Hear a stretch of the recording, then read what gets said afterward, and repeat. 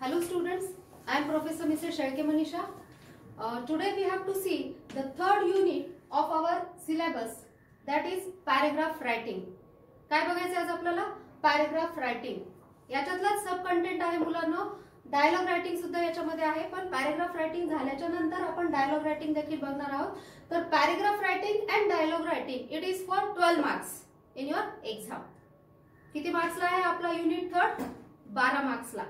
Okay. याच्या आधी आपण 2 युनिट संपवलेले आहेत, आठवत असतील. पहिला काय होता? Applied grammar. त्याच्यामध्ये आपण बघितले tenses, change the voice, types of sentences, direct indirect, ह्या सगळ्या गोष्टी बघितल्या आपण. सेकंड युनिट मध्ये आपण पाहिलं सीन पॅसेजेस, 9 लेसन्स आपण त्याच्यावरती संपवलेले आहेत, 9 लेसन्स. आणि तिसऱ्या युनिट कडे आज आपण वळणार आहोत, that is paragraph and dialogue writing. It is for 12 marks. Okay. तर बघूयात मुलांनो, पॅराग्राफ हा वर्ड तुम्ही ऐकला असेल. ऐकला पॅराग्राफ.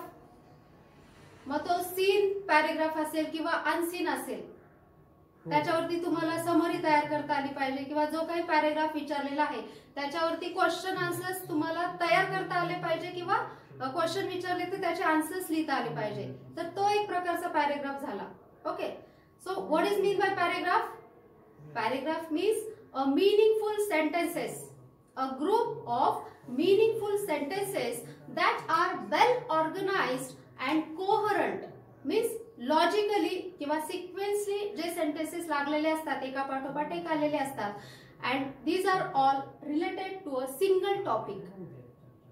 तर पॅराग्राफ मध्ये काय असते जनरली लक्षात ठेवायचं, meaningful sentences असतात. कुठलाही मीनिंगलेस सेंटेन्स असेल पॅराग्राफ मध्ये तर तो पॅराग्राफ म्हणवत नाही. So what is mean by paragraph? A paragraph means a group of meaningful sentences that are well organised and coherent. Coherent म्हणजे काय?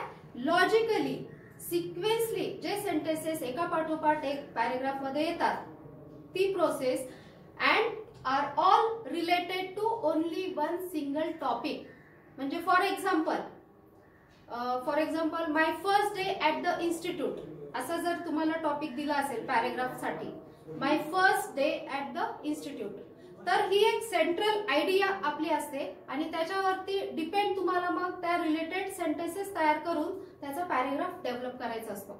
So it is called as a paragraph. तर काय लक्षात ठेवायचं तुम्हाला मुलांनो?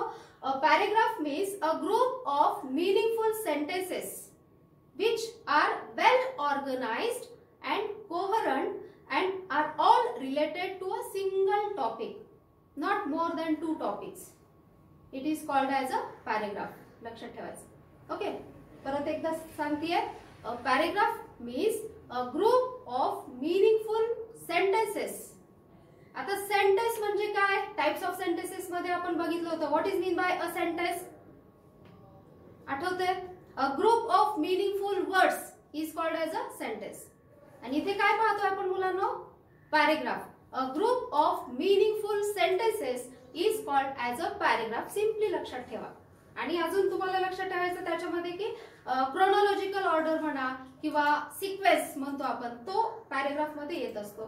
तर असे वेगवेगळे सेंटेन्सेस मिळून जे सेंटेन्सेस तयार होतात त्याला आपण काय म्हणायचं? पॅराग्राफ.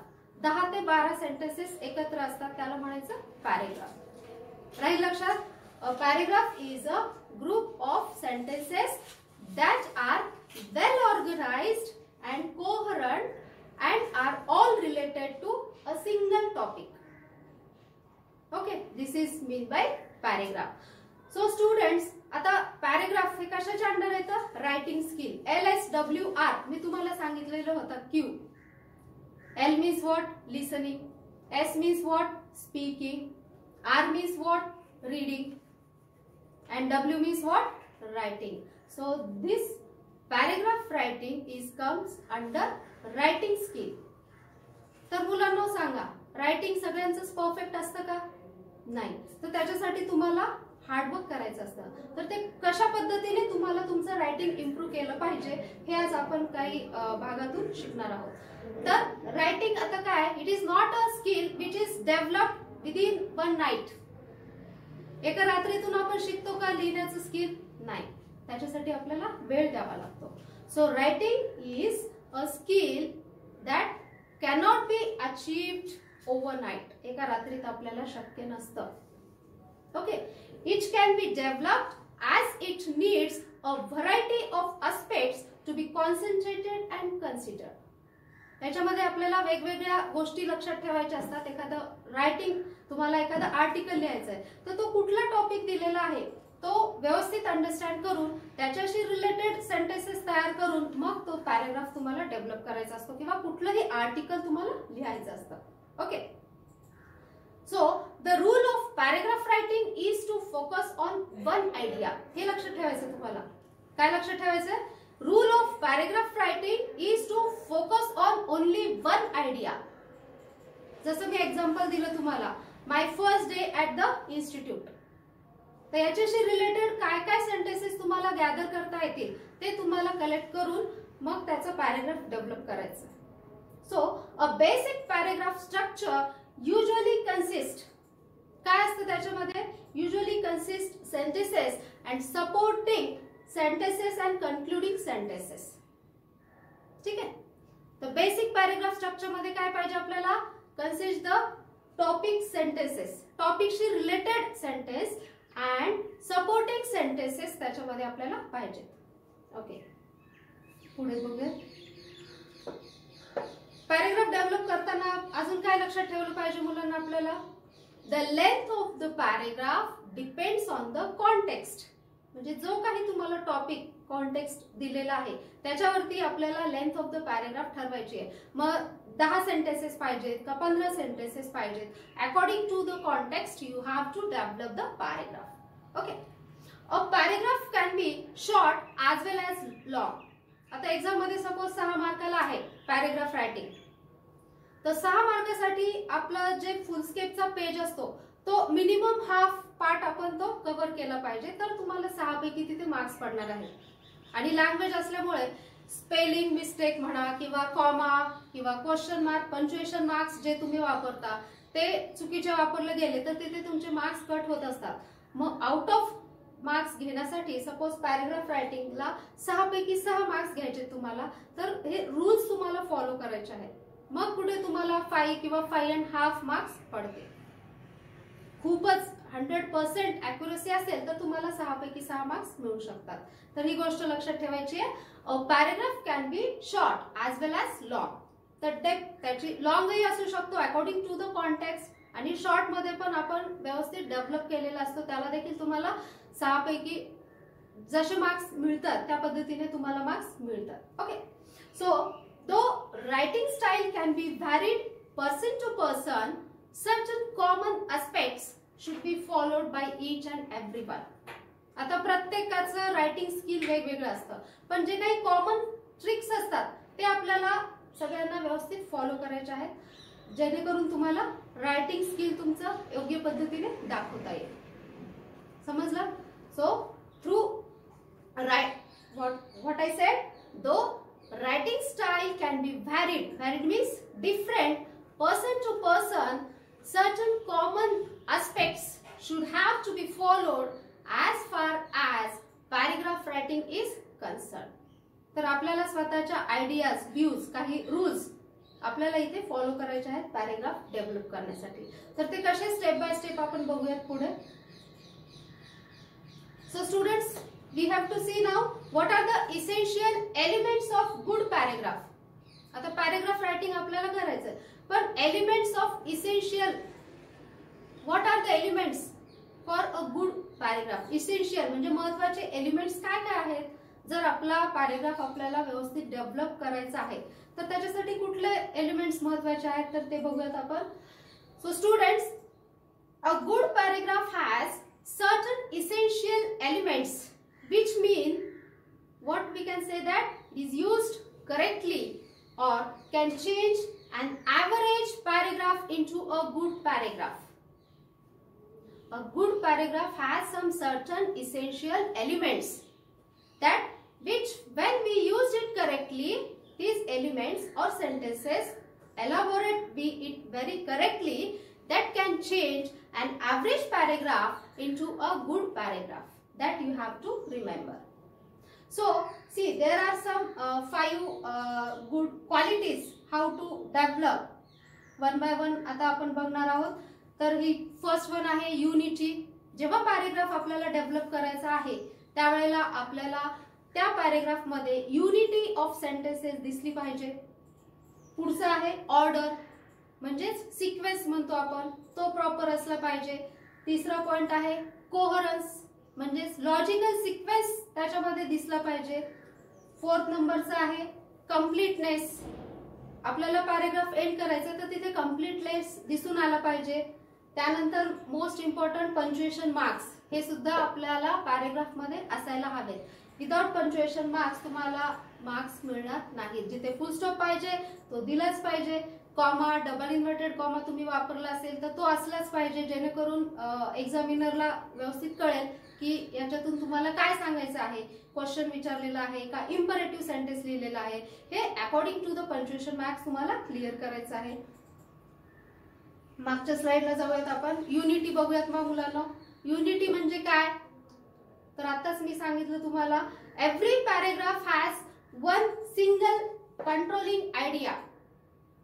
एकच सेंट्रल थीम असणार आहे तुम्हाला पॅरेग्राफची. So every paragraph has one single controlling idea that is expressed in this topic sentence. Topic sentence मध्येच तुम्हाला सिंगल किंवा सेंट्रल आयडिया तुम्हाला मिळालेली असते, which is typically the first sentence of the paragraph. तर जो काही तुम्हाला टॉपिक दिलेला आहे त्याच्यानेच तुम्हाला पॅरेग्राफची स्टार्टिंग करायची आहे with the basis of your question or the topic of the paragraph. So a paragraph is unified around this main central idea. तर सेंट्रल आयडियाशी भोवती आपल्याला पूर्ण सेंटेन्सेस तयार करून तो पॅरेग्राफ डेव्हलप करायचा आहे. So unity of thoughts you have to create while writing the paragraph. समजलं पहिला पॉइंट, युनिटी ऑफ सेंटेन्सेस. मग त्याच्यामध्ये तुम्हाला तुमच्या आयडियाज, व्ह्यूज, तुमचे काय थॉट्स आहेत ते एकत्र करून तुम्हाला युनिटी ऑफ सेंटेन्सेस दाखवायचे आहेत. ओके. दुसरा पॉइंट आहे ऑर्डर. मग सेंटेन्सेस आपल्याकडे व्यवस्थित आहेत, तुम्ही गोळा केलेले आहेत तुमच्या आयडियाज, व्ह्यूज, थॉट्स वापरून. मग ते आपल्याला लॉजिकली किंवा सिक्वेन्सली आपल्याला मांडायचे आहेत, लिहायचे आहेत. So logical order or sequence is important while developing a paragraph. Okay. तिसरा काय पॉइंट आहे कोहरन्स. कोहरन्स म्हणजे काय मुलांनो, sentences within paragraph need to be concentrated with each other or to the central idea or topic sentence.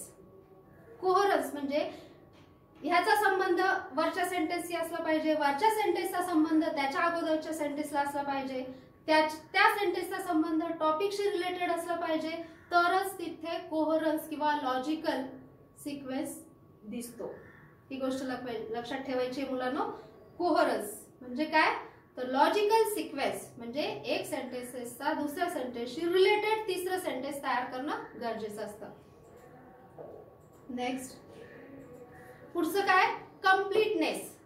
आता sequence पर्यंत आपण आलेलो आहे. आता पॅरेग्राफ कंप्लीट करायचा, एंड त्याचा तुम्हाला करता आलं पाहिजे व्यवस्थित. So if above all aspect, म्हणजे आता जे आपण 3 बघितले, कुठले कुठले, युनिटी, ऑर्डर, कोहरन्स, हे जर 3ही आस्पेक्ट तुम्ही व्यवस्थित कन्सिडर केले आणि पॅरेग्राफ डेव्हलप केला तर automatic there will be a completeness of that paragraph. So if above all aspects are considered properly the paragraph is complete. Okay. पुढचं पॉइंट बघूया, पंक्च्युएशन मार्क्स. आता पॅरेग्राफ डेव्हलप करताना काय आपल्याला पंक्च्युएशन मार्क्स असणं गरजेचं आहे. The most significant part of the writing skill is use of punctuation marks. पहा, त्याच्यावरून तुम्हाला कुठे अर्धा मार्क कट करायचा, कुठे व्यवस्थित द्यायचे, हे पंक्च्युएशन मार्क्स वरून ठरवलं जातं. तुम्ही फुल स्टॉप देता की नाही, क्वेश्चन मार्क दिलेला आहे का नाही. Sorry. So all the punctuation marks should observe properly. Who is going to observe, examiner, ज्यांच्याकडनं तुम्हाला मार्क्स मिळणार आहेत किंवा जो कोणी रीडर आहे, जो तुमचं पॅरेग्राफ रीड करणार आहे. So punctuation marks is the most significant part of the writing skill. तर हे पाचही पॉइंट्स मुलांना लक्षात ठेवायचे आहेत जेव्हा तुम्हाला पॅराग्राफ डेव्हलप करायचा आहे. कुठले पॉइंट्स आहेत 5? पहिला आहे युनिटी, ऑर्डर, कोहरन्स, त्यानंतर कम्प्लीटनेस आणि पंक्च्युएशन मार्क्सचा वापर. तर ह्या गोष्टी फॉलो केला तर पॅराग्राफ डेव्हलप करायला तुम्हाला काही अवघड जाणार नाही. ओके, समजलं इथपर्यंत? पुढे जाऊयात. Now we will see students how is the structure of paragraph. पॅराग्राफचं स्ट्रक्चर कशा पद्धतीने असलं पाहिजे मुलांनो? तर बघा, एक्झाम मध्ये तुम्हाला क्वेश्चन आला, for example develop a paragraph on, आणि टॉपिक दिलेला असेल, फॉर एक्झाम्पल अन ऍक्सिडेंट. काय असेल क्वेश्चन एक्झाम मध्ये? Develop a paragraph on, for example an accident, हा टॉपिक आहे. तर पॅराग्राफचं स्ट्रक्चर, आता तुम्ही आन्सर लिहायला सुरू करणार आहोत असं आपण गृहीत धरूयात. तर काय पहिला पॉइंट काय असणार आहे तुमचा? Title of the paragraph. जो काही ऑप्शन तुम्ही चूज केलेला आहे पॅराग्राफचे, सपोज 2 एक्झाम्पल तुम्हाला विचारले असतील, त्यापैकी तुम्ही एक सिलेक्ट केला असेल, फॉर एक्झाम्पल अन ऍक्सिडेंट, तर तुम्हाला ते टायटल वरती टाकायचं आहे आणि मग पॅराग्राफची सुरुवात करायची आहे पुढे. तर पहिला पॉइंट काय असणार आहे मुलांनो? Title of the paragraph. Second point काय असणार आहे? Introduction. Second point of paragraph development is introduction. So you have to introduce the topic in the introductory paragraph. काय करायचे तुम्हाला? The first section of a paragraph should be include the topic sentence and any other sentences that are at the beginning of the paragraph that gives background information or provide transmission. त्याच्यामध्ये मुलांना तुम्हाला एखादी proverb तुम्ही टाकू शकता related to the topic. क्वेश्चनचा जो topic आहे त्याच्याशी रिलेटेड तुम्ही प्रोवर्ब टाकू शकता. किंवा काय म्हटलेले मी तुम्हाला? The first section of the paragraph should include the topic sentence. मग तो जो काही टॉपिक दिलेला आहे त्याचा तो सेंटेन्स यूज करून तुम्ही पॅराग्राफची सुरुवात करू शकता. And any other sentences at the beginning of the paragraph that gives the background of the topic. किंवा proverb तुम्ही याच्यामध्ये वापरू शकता. It is called as introductory part of the paragraph. Understood? Introductory part. तिसरा पॉइंट आहे आपला body of the paragraph. तर सगळ्यात पहिल्यांदा काय करायचं तुम्हाला? सेंटरला तुमचं हेडिंग, जो काही टॉपिक तुम्ही सिलेक्ट केलेला आहे तो लिहायचा आहे.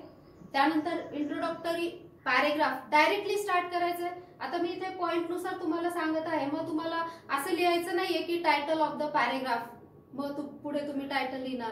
किंवा सेकंड पॉइंट मी सांगितला इंट्रोडक्शन, मग तुम्ही इंट्रोडक्शन लिहिणार, मग त्याच्यामध्ये लिहिणार. ह्या पद्धतीने नाही. Just these points you have to remember and you have to develop only one single paragraph. Okay, so understood? In an introductory paragraph or in introductory part of the paragraph, what you have to write? The first section of the paragraph should include the topic sentence. Topic sentence ने सुरुवात करा. किंवा any other sentences you can able to write at the beginning of the paragraph that give background information of that particular topic. Okay. तिसरा point पाहूयात आता आपण body of the paragraph. आता main topic तुम्हाला समजलेला, मग पॅराग्राफ तुम्हाला develop करायचं. So you have to what to do, how to develop the body of the paragraph. So you have to follow the introduction, then discussion. You have to discuss the controlling ideas or using facts or arguments or analysis or examples and any other information related to that particular topic. With the basis of these points, you have to develop the body of the paragraph. Understood? So what you have to do? Follows the introduction. Introduction झाल्याच्या नंतर काय करायचं तुम्हाला? You have to discuss the controlling idea. तो paragraph तुम्हाला develop करायचा आणि त्याच्यासाठी कुठल्या कुठल्या आयडियाज आहेत त्याचं डिस्कशन तुम्हाला इथे करायचंय. कशा पद्धतीने करायचंय? Using facts, arguments. Comparison and contrast असेल तर तुम्हाला आर्ग्युमेंट्स करणं गरजेचं आहे, अनालिसिस करणं गरजेचं आहे. त्यानंतर व्हरायटी ऑफ एक्झाम्पल्स तुम्हाला तिथे देता आले पाहिजेत. and any other information related to that particular topic. So this is all about body of the paragraph. आणि फोर्थ पॉइंट आहे मुलांना कन्क्लुजन. तर पॅरेग्राफचं इंट्रोडक्टरी पार्ट बघितला आपण, त्यानंतर body of the paragraph and main important concluding part of the paragraph. तर marks तुम्हाला 6 marks असतील, तर इंट्रोडक्टरीला तुम्हाला 1 मार्क मिळेल, त्यानंतर बॉडी ऑफ द पॅरेग्राफला 3 मार्क्स असतील, कन्क्लुजनला 2 मार्क्स असतील, त्याच्या आधी टायटल दिलं का नाही त्याला एखादा मार्क्स असेल. तर अशा पद्धतीने 6 मार्क्सचं डिस्ट्रीब्युशन हे तुमचं पेपर चेकिंग करताना केलेलं असतं. तर ह्या गोष्टी तुम्हाला फॉलो करायच्या. Okay, so the final section that summarize the connections between the information कशाची that is discussed in the body of the paragraph and the paragraph controlling idea. तर फायनल कन्क्लुजन कशा पद्धतीने करायचं, जे काही बॉडी ऑफ द पॅरेग्राफ आणि introductory part मध्ये आपण सेंटेन्सेस वापरला आहे, with the basis of that you have to conclude the paragraph on the basis of that. Okay, next. So this is all about our paragraph structure. Understood? Okay, now we will see what are the types of paragraph. आतापर्यंत आपण काय बघितलं मुलांनो, how to develop paragraph in different ways. कशा पद्धतीने paragraph आपल्याला develop करायचा आहे त्याचे क्लूज, आयडियाज मी तुम्हाला इथे दिलेले आहेत. युनिटी ऑफ थॉट्स काय आहेत वगैरे वगैरे तुम्हाला सांगितलं आहे, कोवरन्स, पंक्च्युएशन मार्क्स.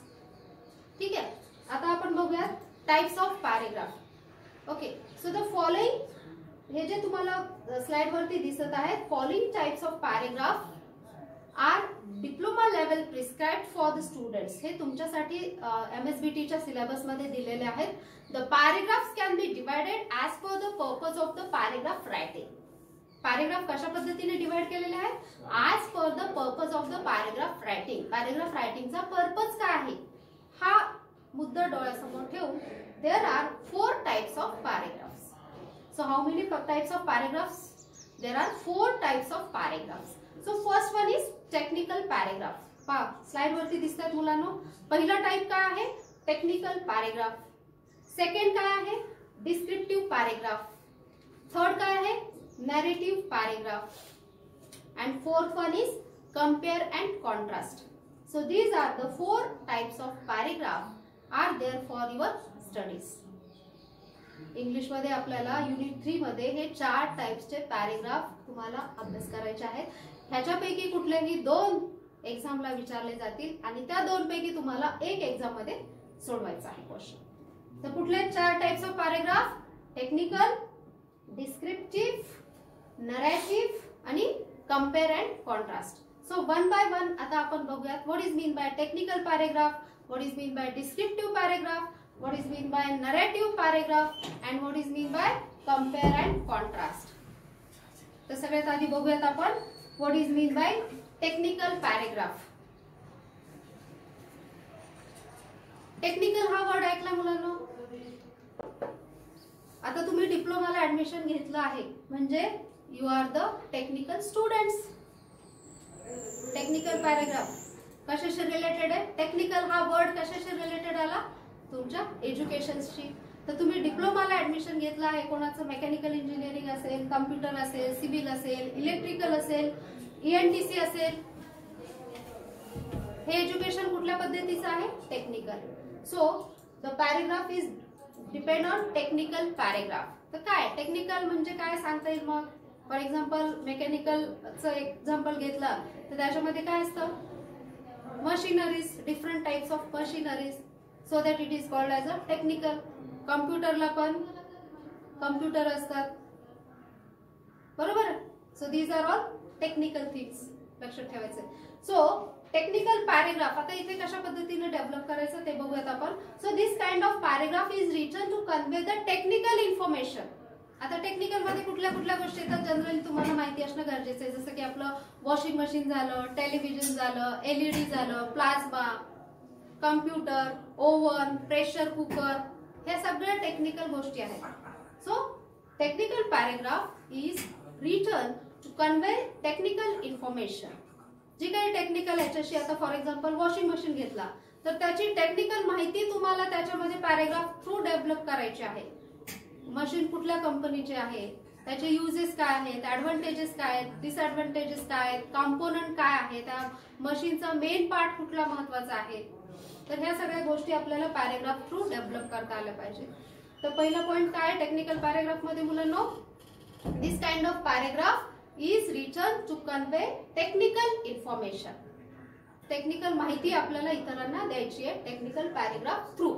आणि त्याच्यामध्ये कुठले कुठले एक्झाम्पल मी जस्ट तुम्हाला आता सांगितलेले आहेत, जसं की टेलिव्हिजन आहे, ओव्हन आहे, प्रेशर कुकर आहे, कम्प्युटर आहे, लॅपटॉप आहे. ओके, सेकंड पॉइंट बघूयात. When writing such type of paragraph म्हणजे technical paragraph, one has to be very particular about the choice of words. याच्यामध्ये बघा पर्टिक्युलर माहितीच दिली गेली पाहिजे टेक्निकल पॅरेग्राफ मध्ये. So one should be very particular while choosing the sentences or words while developing the paragraph.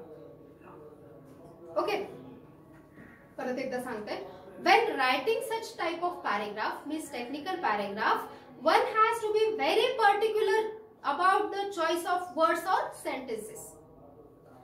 Grammatical structure should be correct and style of presentation is also good. So a technical paragraph should be clear and correct in context and must avoid any kind of ambiguity. म्हणजे गोंधळ कुठलाही आपल्या सेंटेन्सने समोरच्याला झाला नाही पाहिजे जेव्हा एखादा तुमचा टेक्निकल पॅरेग्राफ रीड करत असतो. आपला idea should be clear. So a technical paragraph should be clear and correct. Whatever context you have chosen, according to that you have to make your sentences very clear and correct, so that you can able to avoid any kind of ambiguity. Okay. दुसरा कुठला type आहे मुलांनो, descriptive type of paragraph. तर describe करायचं. तुम्ही 10वी पर्यंत science मध्ये किंवा इंग्लिश मध्ये, हिस्ट्री मध्ये तुम्ही क्वेश्चन्स डिस्क्राइब केले असतील, आन्सर इन 2 to 3 सेंटेन्सेस वगैरे. Okay, so this type of paragraph describe some event or incident that shows the reader what a thing or person is like to be. तर याच्यामध्ये कुठली एखादी गोष्ट तुम्हाला डिस्क्राइब करायची. डिस्क्रिप्टिव्ह पॅरेग्राफ मध्ये you have to describe. Technical paragraph मध्ये काय करायचं तुम्हाला, you have to use correct sentences where you can not create ambiguity among the readers. Like that, in this descriptive type of paragraph, you have to choose what you have to choose. According to this, some event or incident, and it shows the reader what a thing or person is like. एखाद्या व्यक्तीबद्दल तुम्ही describe करताय किंवा एखादी गोष्ट sunset असेल किंवा sunrise असेल तर ते तुम्हाला डेव्हलप करता आली पाहिजे ती गोष्ट किंवा एखाद्या व्यक्तीबद्दल. That is description. So the words chosen in the description often appeal to the 5 senses. आता डिस्क्रिप्टिव्ह पॅरेग्राफ डेव्हलप करायचं तर आपले जे 5 सेन्सेस आहेत कुठले कुठले, टच आहे, स्मेल आहे, साइट आहे, साऊंड आहे, टेस्ट आहे.